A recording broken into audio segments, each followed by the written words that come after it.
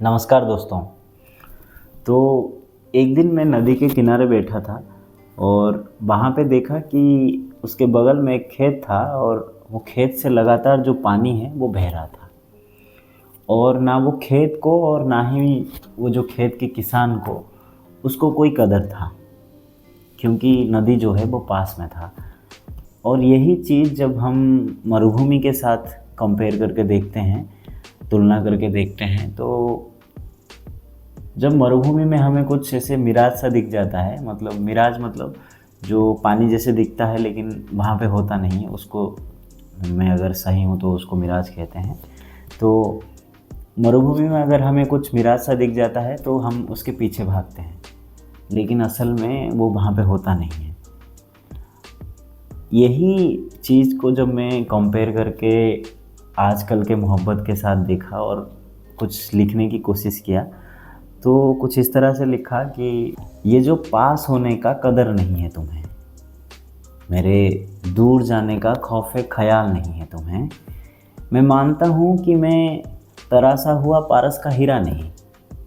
मैं मानता हूँ कि मैं कोई तरासा हुआ पारस का हीरा नहीं। मैं मानता हूँ कि मैं कभी खुद को निखारा नहीं।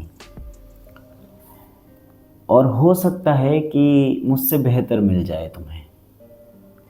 हो सकता है कि तुम्हारा चेहरा भी खिल जाए उससे, लेकिन जब उसकी हवस की भूख मिट जाएगा, लेकिन जब उसकी हवस की भूख मिट जाएगा, जब तुमसे बेहतर कोई उसे मिल जाएगा, जब तुम आईने के सामने खड़े होकर खुद से नज़र नहीं मिला पाओगे, याद बहुत आऊँगा मैं। और फिर तुम्हारे ख़यालों से, तुम्हारी गलियों से, तुम्हारी वो दुनिया से मिराज सा मिट जाऊँगा मैं, मिराज सा मिट जाऊँगा मैं। तो ऐसे कुछ लिखा था। और ऐसे होता है कि बहुत बार हमारे पास ऐसे कुछ चीज़ें होती है, कुछ शख्स ऐसे होते हैं और कुछ ऐसे ख़याल ऐसे होते हैं जिसका होने का, पास रहने का हमें कदर नहीं रहता, लेकिन जब बाद में दूर हो जाता है या फिर हमें ऐसे लगता है कि वो हमारे पास है, लेकिन असल में नहीं होता है ऐसे। और फिर दूर होने के बाद तो फिर वो फिर ख़याल में ही रहते हैं, फिर बाद में मिट जाते हैं ख़याल से भी। तो इस ऐसे कुछ सोच के साथ ये लिखा था। शायद कुछ लोगों को पसंद आए।